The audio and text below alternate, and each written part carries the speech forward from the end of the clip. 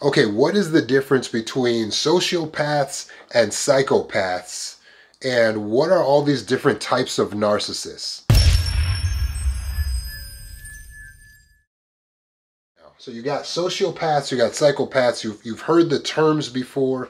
You might have heard them on television, and typically in pop culture is where you'll hear these terms more. Also in the media, like the news and things like that, because when we deal with sociopaths and psychopaths, these are extreme terms used to deal with persons who don't care about other people's emotions, don't care about other humans' rights. And they show that lack of concern, that lack of regard for other people, but it's to the extent that it's actually criminal. So typically this is going to be killing and doing other very extreme criminal activity with zero regard for other people. Now that regard for other people probably sounds familiar to you, because that's the same quality that narcissists have. They have that regard for, that disregard for other people, or as I call them, egopaths. So these egopaths really lack empathy because they sacrifice their empathy in childhood as a way to survive when they split from their childhood trauma. So as they grew up into becoming narcissistic as a result of their childhood trauma, they may have split in one direction or the other direction to be a little bit more psychopathic or a little bit more sociopathic. But again, these people are coming from the same place that these narcissists are coming from, these egopaths having that lack of concern for others and that lack of concern for the well-being of others. Now, what's really the difference then, if these are both just extreme and they're both just criminal? The term psychopath is going to deal with individuals that are more low-key, under the surface, more covert about their lack of concern for others. They're very cold. They can be calculating. The sociopath is used to refer to those who are more overt, more right out in the open, completely antisocial, and their disregard for other people is something that is established, well known. They're right out there with it. And so really you see, again, just like in narcissism, we have covert and we have overt.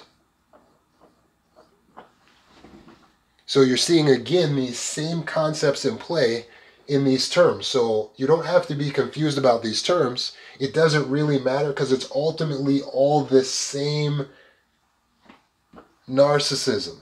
It's the same thing, but the sociopathy is extreme overt lack of concern for others, and psychopathy is extreme covert, low-key, people don't know about it, lack of concern for others. And now when you go down the list of all the different types of narcissists, like you hear about malignant narcissists, and you hear about antagonistic narcissists, and you hear about covert narcissists and communal narcissists, and all of these different terms that come up, vulnerable narcissists, it's like, what do these all mean exactly? And do we need to know all these different types of narcissism? The answer is no, you don't need to know. Here's the quick, very clear and easy explanation. There's two different types of narcissists, covert and overt. In their extremes, they're referred to as psychopaths and sociopaths. That's how it breaks down. So when you hear someone say a communal narcissist, you're talking about someone who is very visible out in the community. They're priests, they're pastors, they're volunteers, they're helping people, they're running nonprofit organizations or participating in charities, they're donating to funds. They're all about helping and having this hero persona, so they make everyone think they're a good person, but really you go home with them and they're rotten to their own children, and they're rotten behind the scenes to their spouse. They're really these narcissists in covert style, right? And if it's extreme enough, they're actually psychopaths because they know that they're actually fooling everyone. On the other hand, when you got your malignant, you hear that term, malignant narcissist, it just means those people who are very extreme, very out there in their narcissism to the point where they hurt others, and they may even get joy out of hurting others. So then there's sadism. So they actually are getting pleasure from seeing others squirm and others go through things. Or you get this term that you hear, the antagonistic narcissist. If someone is antagonistic, it just means that they're very much about rivalry in the way they go up against other people. And there's always this jealousy, and they're just, again, they're very overt, very out there, and very detrimental to others, like the malignant narcissist. Vulnerable narcissist is just another word for a covert narcissist. A vulnerable narcissist is someone who presents themselves as very much the victim all the time. Oh, I don't have enough. Oh, everyone's always taking from me. People are so mean. I feel so sad. My son doesn't call me. They're vulnerable. They're crying, or they're always making it out to seem like someone's taking from them or doing something wrong to them. Okay? But it all splits down into these two types. They're either out there, out in the open with it, or they're behind the scenes with it. It's just that simple. It's overt and covert. That's all it is. You don't need to be obsessed with narcissists. You don't need to be spending all of your time focusing on what are narcissists, what types of narcissists are there. It can be enlightening to learn. But please understand, you need to put your focus on healing from your trauma, because yes, as survivors, they've let go of their empathy, but you let go of your ego, right? And so you guys became the empaths. And so if you're an empath, you split from your trauma too, which you might come to find is also not healthy, and also leads to there being two types of empaths. But do you know what the two types of empaths are?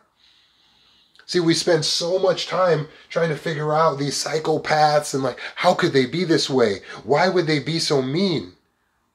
They're this way because that's how they learned to be to survive as children. And then they figured out, hey, this works. I like being the bully and getting the lunch money. What you need to be asking yourself is, why do I keep getting my lunch money taken? Why do I keep showing up into these relationships again and again, losing and fawning and giving up everything and getting bullied and getting maligned and getting smeared and getting cheated on and getting stolen from? Ask yourself why you are the way you are and what you need to do to fix it, so you don't keep showing up like a super victim. Don't be obsessed with these guys, because these are the super villains. Who cares about the villains? We don't need to be obsessed with the villains. The two types of empaths are avoidant and anxious. The avoidant empaths are the ones who are hiding all the time because they're so afraid, they're so scared that someone else is going to use them, abuse them, take from them. So they are hiding out. They are in their house. They don't want to come out. A lot of times they don't have social media. A lot of times they're afraid to get into a relationship. They don't trust anyone because they're just always victims all the time. So they're just afraid. The anxious ones are the ones who are showing up as the super people pleasers. They walk into the room and they're, oh, everyone, I'm here. If anyone needs anything, does anyone want anything? I will do anything. I'll be here for you. I'll get you anything. And they're the super servants and pleasing and appeasing. And then what happens? They get tired out from all that. They get resentful. And then they hide and they become avoidant. And then the avoidants get lonely. And then they go out and they please, and they become anxious. So look at the type of empath you are and what you need to do to change. Because you can heal from this. When you're obsessing about the narcissist, you're doing the same thing you've always done, which is the lack of focus on self. You're focusing on the other person. Well, can the narcissist heal? Can they get better then? You're focusing on them. Focus on you. Focus on yourself, what you need to do. You need to gain more narcissism, more ego, so you can be self-actualized. My healing course will help you with that.